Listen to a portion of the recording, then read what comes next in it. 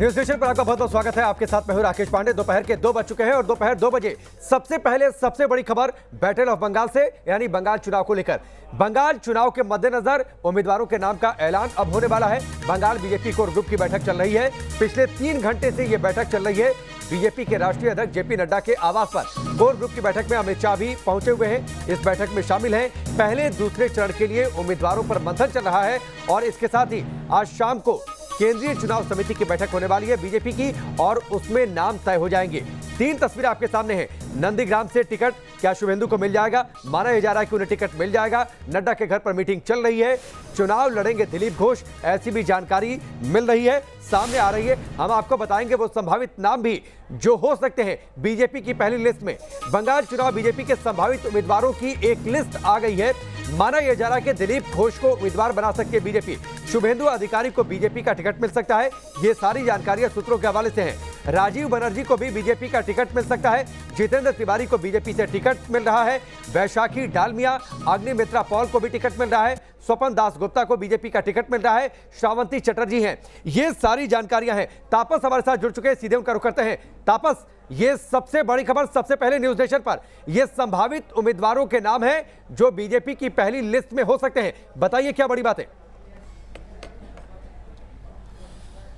जी देखिए, इसमें बड़ी बात तो ये है कि पहले बीजेपी में जो दूसरी पार्टी से आए हैं और विधायक हैं, विधायक के तौर पर बीजेपी ज्वाइन किए हैं, उन लोगों का नाम रखने की सिफारिश की जाएगी। और खासकर जो चर्चित नाम है पश्चिम बंगाल के, जैसे दिलीप घोष, शुभेंदु अधिकारी, राजीव बनर्जी, इनका नाम भी शामिल रखने के लिए एक लिस्ट बनाया गया। उस लिस्ट में इनका नाम भी रखा गया। अगर आप देखें तो इसमें वैशाली डालमिया और जितेंद्र तिवारी, शोभन चैटर्जी, इन सब का नाम होने का पूरा संभावना है। अशोक दिंदा है उसमें, सब्यसाची दत्ता है, शिलभद्र दत्तो है, ये सारे बड़े नाम है। भारती घोष है, ये सारे ही बड़े नाम है पश्चिम बंगाल बीजेपी के। और इनके नाम को यहाँ पे शामिल इसलिए किया जा रहा है क्योंकि ये एक तरह से पश्चिम बंगाल में काफ़ी परिचित इनका इमेज है और क्लीन इमेज भी है। इनमें से ज़्यादातर जो नेता हैं और साथ ही मजे हुए खिलाड़ी भी है। तो किसी भी सूरत पर हमें मालूम है कि कांटे की टक्कर हो सकती है बीजेपी और तृणमूल कांग्रेस के बीच। तो किसी भी तरह से पश्चिम बंगाल बीजेपी से मैं कोई रिस्क उठाना नहीं चाहती, तभी इन परिचित नामों को सामने रखा गया है। हालांकि पूरी तरह से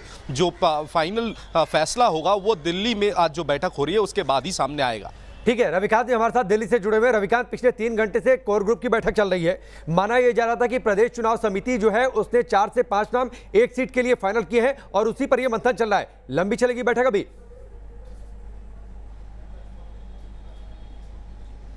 देखिए राकेश, अभी भी भारतीय जनता पार्टी के राष्ट्रीय अध्यक्ष जेपी नड्डा के आवास पर यह बैठक चल रही है और इस बैठक के खत्म होने के बाद केंद्रीय चुनाव समिति की जो बैठक है वो प्रस्तावित है।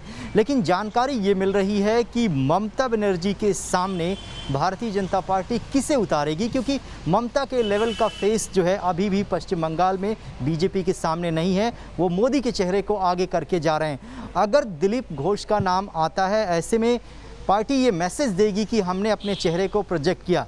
लेकिन अगर एक सांसद को टिकट दिया जाता है, क्योंकि वो मेंबर ऑफ पार्लियामेंट हैं करंट सिचुएशन में, तो बहुत सारे लोगों के बीच में ये मैसेज जाएगा कि पार्टी उनको मुख्यमंत्री के रूप में प्रोजेक्ट कर रही है। इन तमाम रणनीतियों को लेकर चर्चा चल रही है कि अगर हो सकता है कि ऐसे उम्मीदवारों को उतारा जाए तो 5-7 सांसद ऐसे हैं जिनको बीजेपी मैदान में उतार सकती है। इसके अलावा नंदीग्राम सीट पर सबकी निगाहें हैं। शुभेंदु अधिकारी लगातार कह चुके हैं कि वो ममता बनर्जी को हराएंगे, लेकिन जानकारी ये मिल रही है कि वो 2 सीटों से चुनाव लड़ना चाहते हैं। क्या वो श्योर नहीं है कि वो ममता बनर्जी को हरा पाएंगे?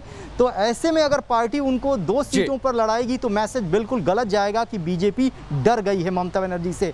तो तमाम रणनीतियों को लेकर चर्चा चल रही है। उम्मीद की जा रही है कि मीटिंग जो है इस पर बातचीत आगे होगी, इस पर बातचीत आगे होगी। वैसे दिलीप घोष ने पहले कह दिया है कि ममता बनर्जी डर रही है। खैर, कब तक लिस्ट आएगी इस पर आगे मैं आपसे और जानकारी लेता हूं। लेकिन इस वक्त की बड़ी खबर एक और है। 2 चरणों के उम्मीदवारों के टिकट आज फाइनल कर दिए जाएंगे बीजेपी के द्वारा। कैलाश विजयवर्गीय जो कि बीजेपी के बंगाल प्रभारी हैं, उन्होंने ये बयान दिया है और ये कहा है कि आखिरी फैसला केंद्रीय नेतृत्व का होगा, लेकिन 2 चरणों के टिकट फाइनल हो रहे हैं। सुनिए। देखिए, एक हमारे यहाँ प्रक्रिया होती है। पहले जिले के कार्यकर्ताओं से हमने नाम लिए, फिर कोर कमेटी में हमने चर्चा किया, फिर प्रदेश की चुनाव समिति उसमें हमने पैनल बनाई है 3-3 नामों की। वो लेकर अब राष्ट्रीय अध्यक्ष जी के यहाँ जाएंगे, उनसे चर्चा करेंगे और कोशिश करेंगे कि एक एक नाम उसमें से निकल जाए, फिर शाम को चुनाव समिति के सामने वो सारी लिस्ट प्रस्तुत करें। कोशिश करेंगे कि आज हो जाए। सर अभी जो बैठक हुई उसमें किन किन चरणों को प्राथमिकता में रखा गया, प्रथम चरण के अलावा? 2 चरण। सर एक सवाल है कि टीएमसी इस बात का आरोप लगा रही है कि कोविड का जो सर्टिफिकेट है उस पर प्रधानमंत्री की तस्वीर लगी है, इसको लेकर इलेक्शन कमीशन से शिकायत किया गया टीएमसी के द्वारा। अरे भाई, जो प्रधानमंत्री सड़क योजना में ममता जी ने अपना फोटो लगा रखा है पूरे बंगाल के अंदर, प्रधानमंत्री आवास योजना में ममता जी ने अपना फोटो लगा रखा है। जरा ममता जी ये तो देखिए कि उनके राज्य में क्या हो रहा है। पहली सूची कब आएगी सर? पहली सूची ये रविकांत और तापस दोनों हमारे साथ जुड़े हुए हैं। कैलाश विजयवर्गीय को आपने सुना। रविकांत, 2 जानकारी आपसे चाहूंगा। एक तो ये कि माने कि आज टिकटों के नाम आते, फाइनल होते, ऐलान होते देर रात हो सकती है, देर शाम हो सकती है, क्योंकि अभी तो बैठक चल रही है। इसके बाद केंद्रीय नेतृत्व की बैठक होगी, जो केंद्रीय चुनाव समिति है, उसके बाद नामों का ऐलान होगा, तो देर रात संभावना है। दूसरी जानकारी ये कि जो आप जिक्र कर रहे थे कि ममता बनर्जी के खिलाफ चुनावी मैदान में कौन हो, क्या इस पर सहमति बनाते हैं? विचार विमर्श करने में ज्यादा समय लग रहा है? देखिए राकेश, आपके पहले सवाल का जवाब दूं। केंद्रीय चुनाव समिति की जो बैठक है वो शाम 7 बजे प्रस्तावित है और इसमें 60 उम्मीदवारों के नाम का ऐलान होने वाला है।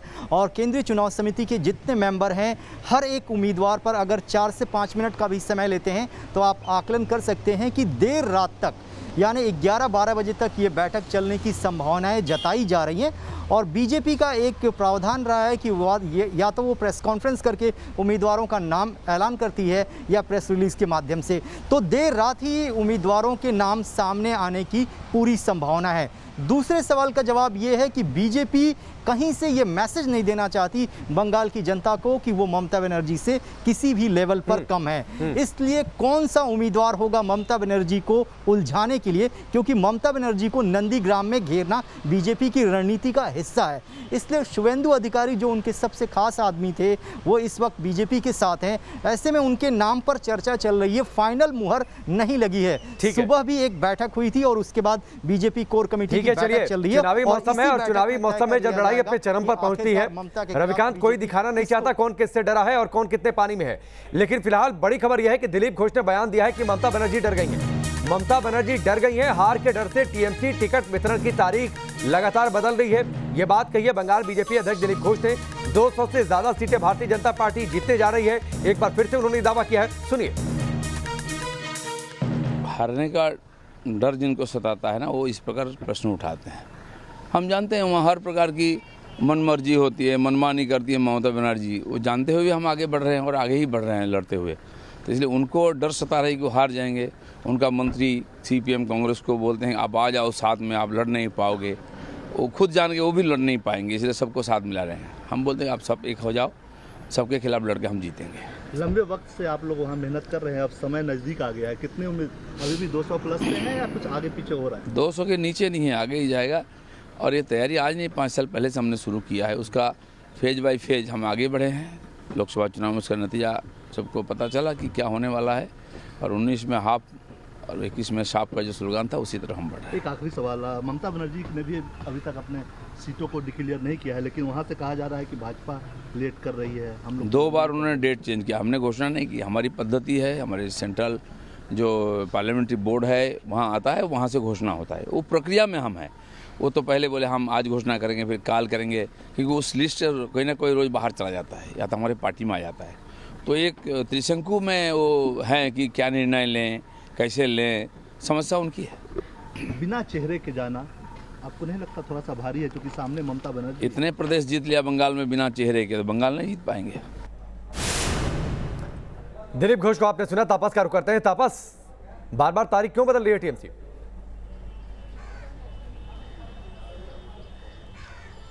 जी देखिए, तृणमूल कांग्रेस की तरफ से कई सारी मीटिंग्स हुई हैं और कोर कमेटी की मीटिंग में पहले तो तय किया गया था कि मंगलवार को शायद ये लिस्ट जारी हो सकता है। लेकिन हमने अमूमन देखा है कि अगर ममता बनर्जी की बात की जाए तो वो कोई भी नया काम जो होता है वो शुक्रवार को करती है। तो उसी हिसाब से ये टाइम रखा गया है कि कल, ये उम्मीद जताया जा रहा है कि कल ममता बनर्जी की तरफ से ये लिस्टों का 294 सीटों में जो उम्मीदवार हैं उनके नाम पूरी तरह सामने लाया जाएगा। और इस पर अभी भी अलग अलग जगहों पर मीटिंग चल रही है और ममता ममता बनर्जी भी इसमें पूरी तरह से इन्वॉल्व है। शुक्रवार का जो वक्त होता है वो ममता बनर्जी शुभ मानती है और इसीलिए ये कहा जा रहा है कि वो थोड़ा सा वो दिन के बारे में थोड़ी पर्टिकुलर है। लेकिन हाँ, कहीं ना कहीं तृणमूल कांग्रेस की तरफ से ये स्ट्रैटेजी भी ली गई कि बीजेपी की तरफ से कौन से उम्मीदवार को किस क्षेत्र से खड़ा किया जाएगा उसको देखते हुए अगर प्रोजेक्ट किया जाए तो उसमें शायद पॉलिटिकल इक्वेशंस थोड़ा तृणमूल के फेवर में हो सकता है। ये भी एक जरूर स्ट्रैटेजी ठीक है पॉलिटिकल इक्वेशंस के साथ जो ग्रहों के इक्वेशंस हैं उन्हें भी ठीक किया जा रहा है ताकि शुभ मुहूर्त में जीत तय की जा सके। पार्टी ये कोशिश कर रही है। चलिए आता हूं, आपके पास बड़ी खबर आ रही है। कांग्रेस लेफ्ट गठबंधन में सीटों का बंटवारा तय हो गया है, ये जानकारी आ रही है। सूत्रों के हवाले से ये खबर मिली है कि कांग्रेस 92 सीटों पर चुनाव लड़ेगी, वाम दल 175 सीटों पर चुनाव लड़ेंगे। पीर ज्यादा अब्बास की पार्टी आईएसएफ को 36 सीट दी जा रही है। तापस हमारे साथ जुड़ चुके हैं। तापस, ये सीटों का बंटवारा 3 पार्टियों के साथ एक साथ हो रहा है या फिर हम मान लें कि लेफ्ट और पीर ज्यादा जो कहा यह जा रहा था या जो पोर्ट्रे किया जा रहा था उन्होंने अलग बातचीत कर ली, लेफ्ट कांग्रेस ने अलग बातचीत कर ली? जी देखिए, कांग्रेस के साथ अब्बासुद्दीन सिद्दीकी के पार्टी यानी आईएसएफ का कुछ दिनों से मतभेद चल रहा था और वो सामने भी आ चुका था। लेकिन अब जो हमें सूत्रों के हवाले से खबर खासकर कांग्रेस की तरफ से जो बताया जा रहा है कि अभी जो तय हुआ है अभी तक कि लेफ्ट फ्रंट 175 सीटों पर उम्मीदवार देंगे और कांग्रेस 92 और आईएसएफ 36 सीटों में अपनी उम्मीदवार देंगे। लेकिन अभी भी आईएसएफ की तरफ से ये साफ तौर पर नहीं कहा गया कि क्या वो इस लिस्ट ऑफ कैंडिडेट से खुश है या नहीं। हालांकि आज इलेक्शन कमिश्नर जो पश्चिम बंगाल में उनसे आज वो शाम को 4 बजे मिलेंगे, जहां सीपीएम लेफ्ट और आईएसएफ के प्रतिनिधि वहां पर मौजूद रहेंगे। लेकिन ये माना जा रहा है कि बहुत बड़ी कोई गड़बड़ नहीं हुई तो ये जो संख्या हमारे सामने आई है, जो लिस्ट का संख्या हमारे सामने आई है, ये तीनों पार्टी के बीच सीट शेयरिंग को लेकर यही शायद जाकर आगे जाकर फाइनल लिस्ट के तौर पर सामने आ सकता है। वो भी उम्मीद जताया जा रहा है कि 1 या 2 दिन में वो लिस्ट भी इस अलायंस का सामने डिक्लेयर किया जाएगा। ठीक है, चलिए तापस और अभिकांत दोनों आप हमारे साथ बन रही है, लगातार हम आपके पास लौट कर आएंगे। बंगाल में जहां लगातार विधानसभा चुनाव को लेकर सरगर्मी तेज है तो वहीं आईएसएफ चीफ अब्बास सिद्दीकी और चाचा में सियासी जंग छिड़ गई है। चलिए आपको सुनवाते हैं क्या कुछ ये दोनों कह रहे हैं। देखिए, मेरा मानना है वो मेरा चाचा है, बुजुर्ग है। वो चप्पल खुल के हमको मार सकते क्योंकि लड़का है, हम तो खुल के उसको नहीं मार सकते क्योंकि हम उसका लड़का है। तो फिर भी मेरा मानना है, मेरे चाचा के बारे में तो हम कुछ नहीं बोलते हैं। मेरे चाचा को पसंद है टीएमसी, इसीलिए चाचा टीएमसी कर रहे हैं। मेरे पसंद है, मैं किसी के पीछे नहीं जाएंगे, मैं खुद एक पार्टी बना लेंगे। जो पिछड़ा वो आदमी है सबको उस पार्टी में लेके आएंगे, सब समान बराबर अधिकार देंगे। मेरे लिए लज्जा है मैंने फुरफुरा साहब के जो पीर साहब पीर अबू बकर सिद्दीकी रहमतुल्लाह अलैह, उसका ऊपर मिथ्या इल्ज़ाम लगाया अब्बास होगा। पीर ज़्यादा अब्बास पहले बोलते आदमी बंगाल का मुसलमान, अभी कम्युनिस्ट अब्बास बोलते हैं। और 1951 साल तक देश का संविधान बनाया और 1952 साल पहले चुनाव हुआ। तो पीर अबू बकर सिद्दीकी रहमतुल्लाह अलैह कैसे चुनाव में लड़ा है, कैसे 44 वो झूठा बोला है।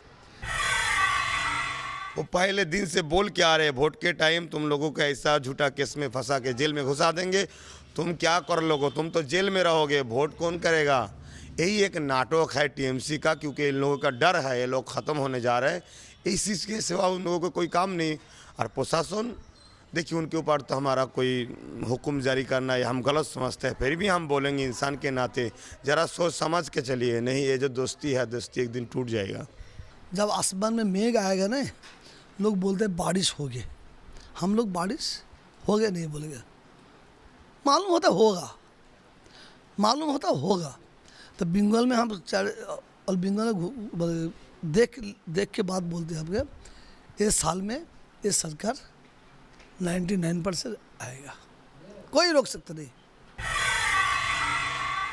अगर कोई हमारे देश को बांटे, कोई हमारे देश को लूटे, कोई हमारे देश की माँ बेटी की इज्जत लूटे, उसको हत्या कर दे, से पूजा हो, आसिफा हो, ट्विंकल हो, जो भी हो, उसके लिए क्या हम लंबी उम्र की दुआ मांगे जाओ और बेटी को नुकसान पाए।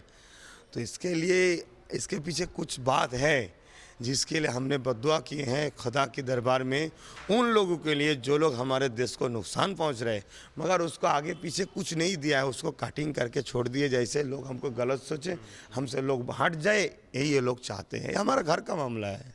जो कॉमरेड अब्बास सिद्दीकी जो बोलेंगे आसाउद्दीन ओवैसी एक नहीं 100 आसाउद्दीन ओवैसी बंगाल में आ जाए, मतलब अब्बास सिद्दीकी 100 अब्बास सिद्दीकी यहाँ होगा, कुछ नहीं होगा। मुसलमान का वोट बंटवारा नहीं होगा, मुसलमान का वोट एक जगह जाएगा। 100% हम आपको बोलते हैं, सांप्रदाय के विरुद्ध में वोट देंगे। सिर्फ मुसलमान नहीं, ये हिंदू जो है, जो यहाँ का प्यार का हिंदू, हमारा जो यहाँ हिंदू रहते हैं वो मेरा भाई है, जो हिंदू माँ है, सब माँ है। हम लोग एक साथ मिल के रहते हैं बंगाल में, और एक सांप्रदायिक दल आके हिंदू मुसलमान को बंटवारा करेंगे, ये नहीं हम लोग मानेंगे।